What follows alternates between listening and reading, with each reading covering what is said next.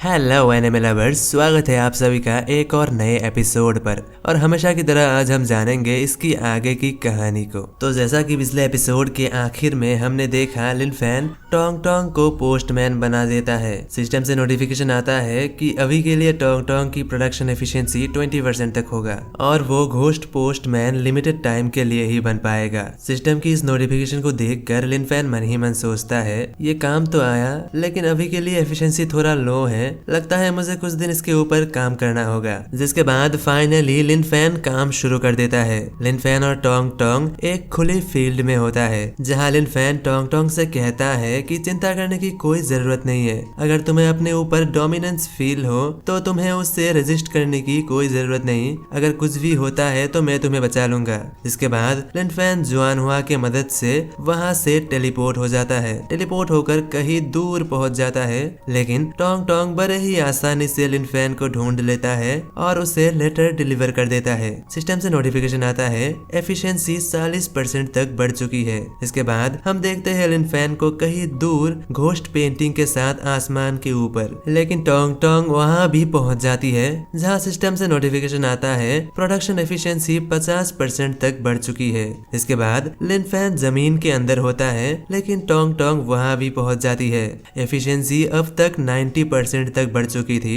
इसके बाद फाइनली लिन फैन जुआनहुआ की मदद से एक लेटर लिखता है घोस्ट टॉइस्ट को, ताकि वो टोंग टोंग की मदद से, जो कि अभी पोस्टमैन है, उस घोस्ट टॉइस्ट को ढूंढ सके। लेटर मिलते ही टोंग टोंग बिजली के रफ्तार से वहां से भाग जाती है। जहां टोंग टोंग को दूर जाता हुआ देख लिन फैन घोस्ट हॉर्स के साथ उसका पीछा करने लगता है और साथ ही अपने गले में लटकी उस टोकन को देखते हुए खुद से ही कहता है, जब तक ये टोकन उसके पास है उसे टोंग टोंग को खोने का कोई डर नहीं है। जिसके कुछ समय बाद हम लिन फैन को देखते हैं, जो कि थक कर एक जगह पे रुका हुआ था और खाना खा रहा था। जहां पर लिन फैन टोंग टोंग के बारे में सोचता है कि टोंग टोंग बहुत ज्यादा तेज भाग सकती है और उसे सोने और खाने की कोई जरूरत नहीं, जो कि यही सेम काम एक इंसान के लिए इम्पॉसिबल है। साथ ही लिन फैन घोस्ट पेंटिंग द्वारा टोंग टोंग की लोकेशन ट्रैक कर सकता था, जहाँ घोस्ट पेंटिंग से पता चलता है कि टोंग टोंग अभी लिन फैन से लगभग 800 किलोमीटर दूर है साउथ ईस्ट की ओर। ये सुनकर लिन फैन मन ही मन सोचता है कि घोस्ट टॉइस्ट साउथ ईस्ट की ओर क्यों है,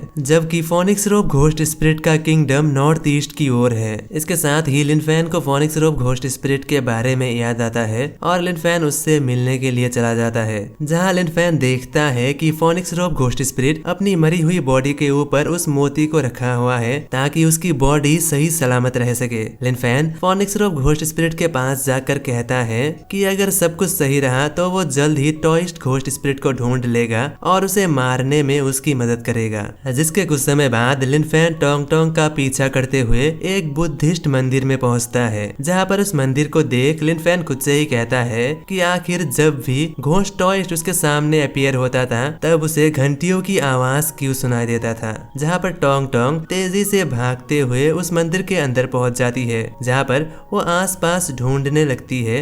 जहां लिन फैन भी आसपास देखकर थोड़ा हैरान होता है। वहां पर दीवार पर एक पेंटिंग बनी हुई थी और वहां पर एक मूर्ति था, लेकिन वहां आसपास कहीं भी घोस्ट टॉइस्ट नहीं था। लिन फैन उस पेंटिंग को देखकर मन ही मन सोचता है, कहीं वो घोस्ट टॉइस्ट इसके अंदर तो नहीं है। वही टोंग टोंग उस पेंटिंग के अंदर जाने ही वाला था कि लिन फैन उसे रोक देता है। टोंग टोंग को रोक कर लिन फैन मन ही मन सोचता है कि जब उसने हजारों साल पहले फोनिक्स रोप घोस्ट स्पिरिट के किंगडम के ऊपर हमला किया था, तब वो ऑलरेडी एबिस रैंक के तीसरे स्तर का घोस्ट स्पिरिट था। लेकिन पता नहीं वो इन हजारों सालों में और कितना ताकतवर बन चुका रहेगा, उसके सामने तो हमारा कोई मुकाबला ही नहीं होगा। साथ ही वो उस पेंटिंग को देखकर मन ही मन सोचता है, लेकिन जितना लिन फैन को पता है इस घोस्ट स्पिरिट के बारे में पिछले 100 सालों में किसी ने नहीं सुना। क्या ऐसा हो सकता है कि ये घोस्ट स्पिरिट इसी पेंटिंग के अंदर बहुत समय से कैद है? लेकिन साथ ही लिन फैन को अपने ही बातों के ऊपर डाउट होता है, क्योंकि अगर घोस्ट टॉइस्ट हजारों साल पहले ही कैद हो चुकी थी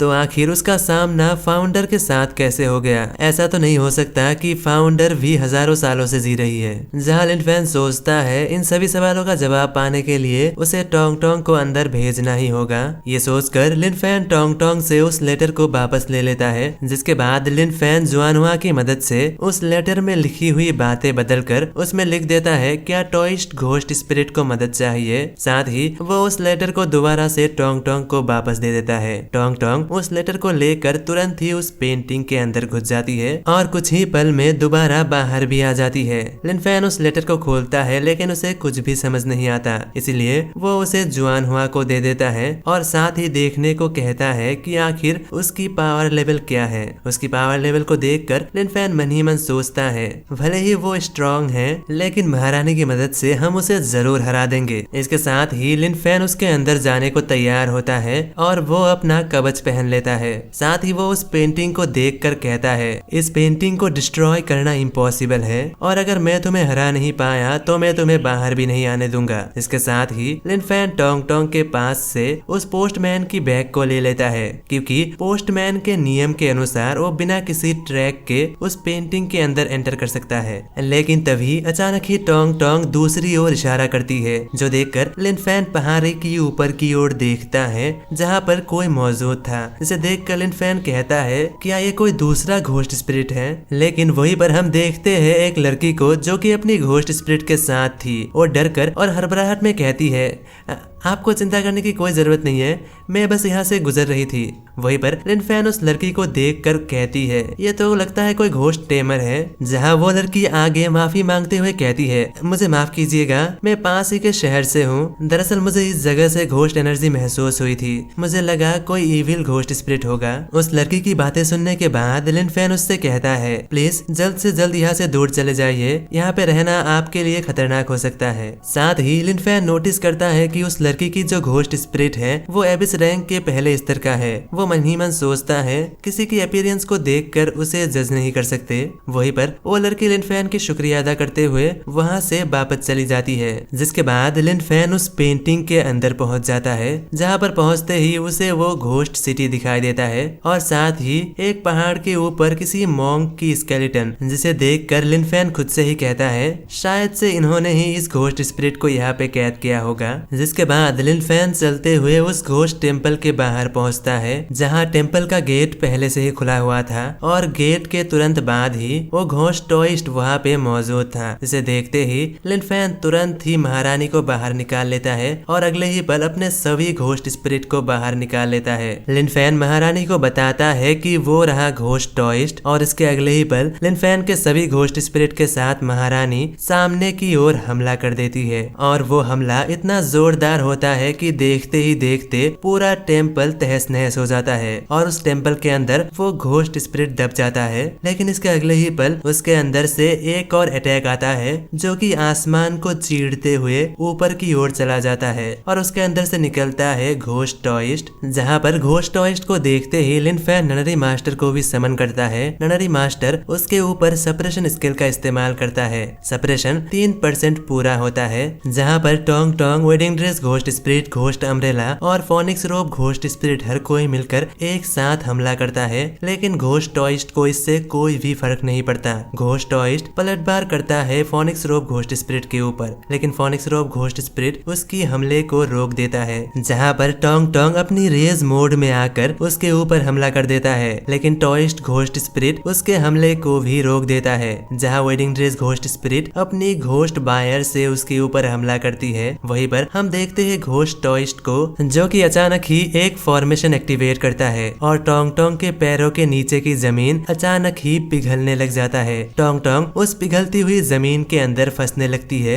लेकिन एन मौके पर वेडिंग ड्रेस घोस्ट स्पिरिट आकर टोंग टोंग को बचा लेता है। जहाँ पर लिन फैन चिल्लाते हुए कहता है उससे बचकर रहना, शायद से ये उसकी तीसरे स्तर की कोई टेक्निक होगी। जहाँ पर इसके अगले ही पल घोस्ट पेंटिंग उसके डोमेन को जकड़ लेती है और साथ ही घोस्ट पेंटिंग और फोनिक्स रोब घोस्ट स्पिरिट अपने अपने डोमेन के साथ उसके ऊपर अटैक करता है। लिन फैन उसे देखकर कहता है, हाँ ऐसा ही करते रहो, जल्द ही वो हार मान जाएगा। लेकिन इतना समय होने के बावजूद भी सिर्फ 9% तक ही सप्रेशन पूरी हुई थी। जहाँ पर ये क्या, टॉइस्ट घोस्ट स्पिरिट एफर्टलेसली उन सभी के हमले को आसानी से रोक पा रहा था। जहाँ पर लिन फैन उन सभी के हमले के बीच में आ जाता है और वहाँ से दूर चला जाता है। वहीं पर फोनिक्स रोब घोस्ट स्पिरिट अपनी फोनिक्स को समन कर लेती है और और साथ ही उस टॉयस्ट घोस्ट स्पिरिट के ऊपर हमला कर देता है। टॉयस्ट घोस्ट स्पिरिट जैसे तैसे उस हमले को रोकता है, लेकिन इस बार टॉयस्ट घोस्ट स्पिरिट को गुस्सा आ जाता है और अचानक ही उसके बॉडी से बहुत तेज रोशनी आसमान की ओर जाती है। वहीं पर लिन फैन उसे देखकर मन ही मन सोचता है,